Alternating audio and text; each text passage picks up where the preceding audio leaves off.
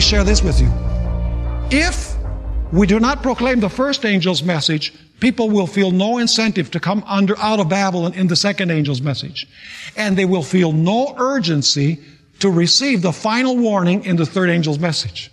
Because the third angel's message says, woe if you worship the beast, or if you worship his image, or if you receive his number, or if you receive his mark, because you will receive the wrath of God poured out without mixture. Let me ask you, are people going to want to listen to that warning and not worship the beast or his image or receive the mark or receive the number of his name if they don't understand the first angel's message? Absolutely not. You see, we have a sequence. The first angel's message tells us the positive message of God. The second message says, get out of Babylon because Babylon has rejected the first angel's message. And then the third angel's message says, if you don't get out,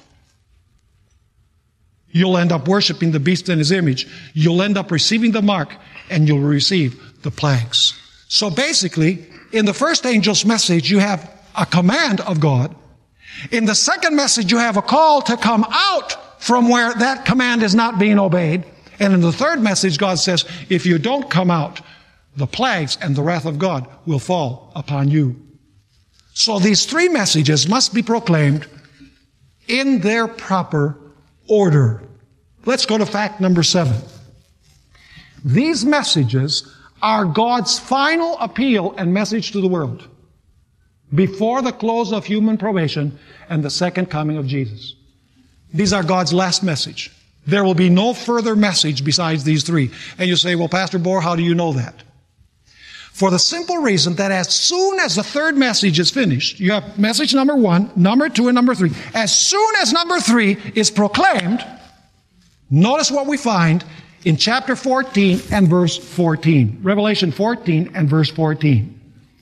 Then I looked, and behold, a white cloud. And on the cloud sat one like the Son of Man, having on his head a golden crown, and in his hand a sharp sickle. What event is being described in that verse? The coming of Christ. When does the coming of Christ take place in the sequence of Revelation 14? It comes immediately after the third angel's message is proclaimed, which means that these three messages are God's final message to the world, and then the end will come.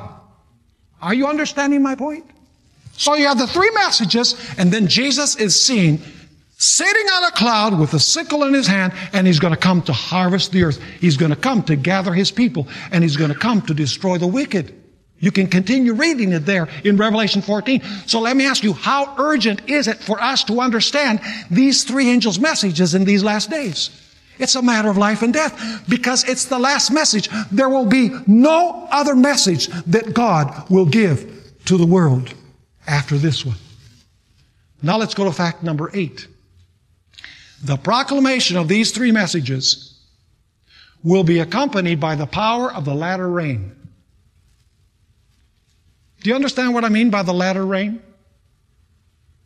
You know, in biblical areas, you have the early rain and you have the latter rain. The early rain is that rain that falls in the spring that causes the seed to germinate and to begin its growth. And then the rain continues falling throughout the season. And then eventually you have the latter rain. And the purpose of the latter rain is to ripen that which has been growing through the influence of the early rain.